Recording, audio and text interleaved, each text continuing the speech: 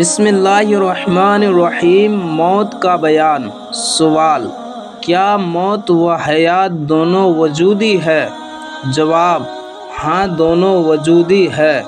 سوال: موت و حیات کس شکل میں ہے؟ جواب: موت حضرت عزرائیل علیہ السلام کے قبضے میں ایک مینڈے کی شکل میں ہے۔ جس کے پاس سے گزرتا ہے وہ مر جاتا ہے، اور حیات حضرت جبرائیل علیہ السلام کی سواری میں ایک گھوڑی کی شکل میں ہے۔ جس بے جان کے پاس سے گزرتی ہے وہ زندہ ہو جاتا ہے۔ سوال: کیا موت کو بھی موت ہوگی؟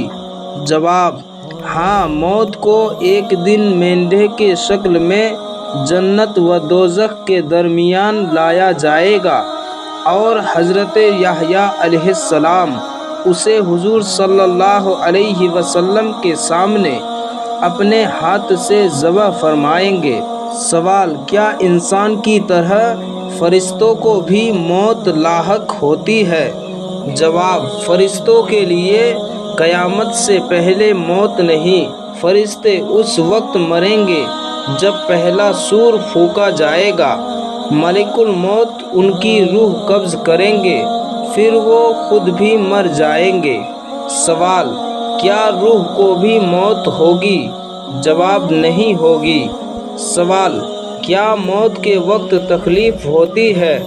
جواب: ہاں، تکلیف ہوتی ہے۔ اس کی کم سے کم تکلیف کی مثال یہ ہے کہ کوئی شخص کانٹے دار شاخ کو اون میں ڈالے، پھر اسے کھینچے تو اس شاخ کے ساتھ اون کا ریشہ ریشہ نکل آئے گا۔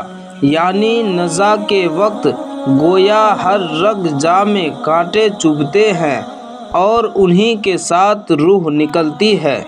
سوال: پھر کیا وجہ ہے کہ اتنی تکلیف کے باوجود مرنے والا پرسکون نظر آتا ہے؟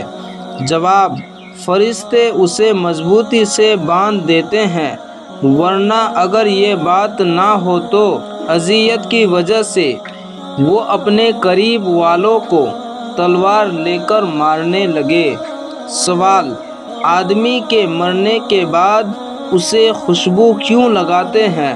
جواب: ایک روایت میں ہے کہ جب حضرت عزرائیل علیہ السلام حضرت آدم کی تخلیق کے لیے زمین سے مٹی اٹھا کر لے گئے تو زمین نے بارگاہ خداوندی میں شکایت کی کہ اے اللہ، مٹی اٹھانے سے تو مجھ میں کمی آ گئی۔